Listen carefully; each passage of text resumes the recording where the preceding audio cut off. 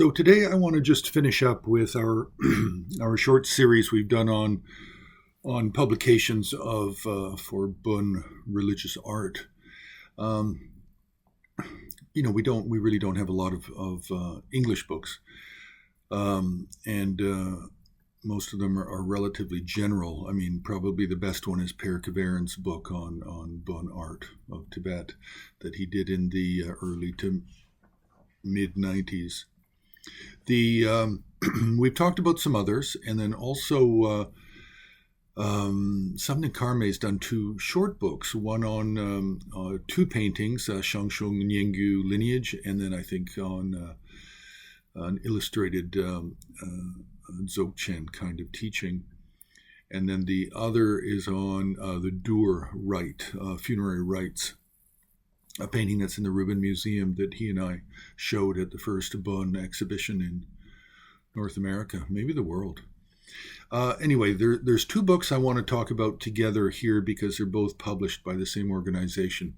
It's the National Museum of Ethnology in Osaka, Japan, and it is called the Senri Ethnological Reports, and it's report number 60 and report number 95.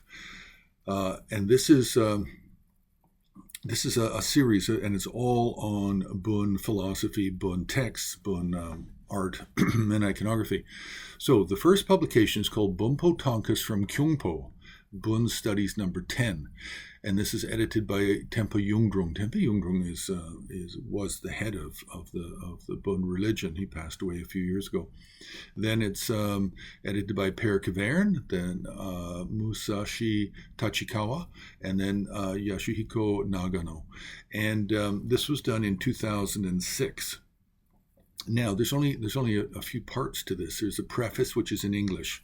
There's the introduction by Per Kvaerne, which is in English. And then we have some editorial notes by Professor Tachikawa, and then we have the list of thangkas. Now, I believe the thangkas here, we have two types. We have color plates, and then we have a kind of grayscale. And then we have mandalas to go with each of the iconographic figures as well. Now, there's only 49 color plates of thangkas that were created in Khyungpo by the Bun teachers of that location in Tibet, China. Now, aside from the introduction and the preface introduction, editorial notes, the rest of the text is numbered, but it's in Tibetan language.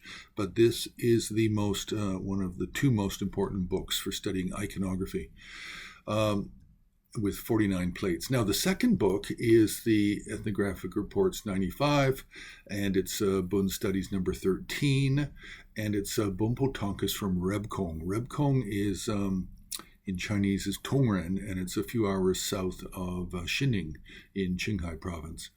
And it is edited by Wunja Gelek Lundrup Jatso. I only know him as Alak Wunja Rinpoche. I spent some time at his monastery outside of Rebkong. Then Shin'ichi Tsumagari, Musashi Tachikawa, and then again Yasuhiko Nagano. And this was done in 2011. Now this, I think, has 51 color plates. It's basically the same layout, preface, introduction in English, then list of the thangkas. And the description for these thangkas is primarily Alak Wunja Rinpoche. Now, why did they do two books? Why did they do a Bun Studies number 10 and then Bun Studies number 13?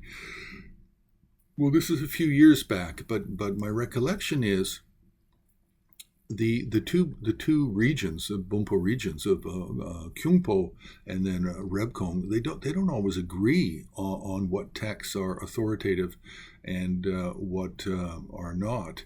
And so I believe there was some disagreement over the first book and the selection of iconographic figures, and Alak Wunja insisted on doing a second publication with what he considered more accurate iconography, more correct, doctrinally correct.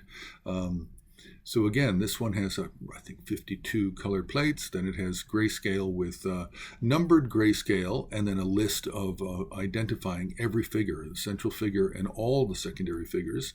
And we do have a number of paintings in both publications that are also teachers.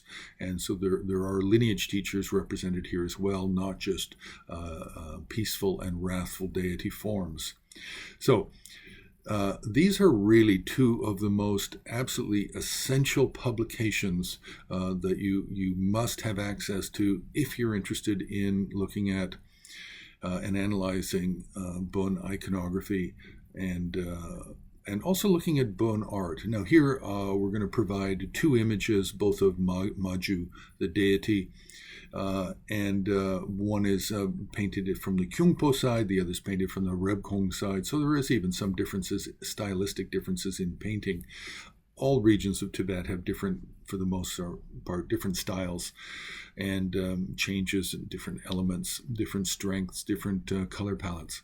So that's to be expected and not out of the normal or unusual in any way. So we'll leave it there. You can press like, you can subscribe, you can join HAR on Patreon, and you can also make a donation on the homepage of Himalayan Art Resources.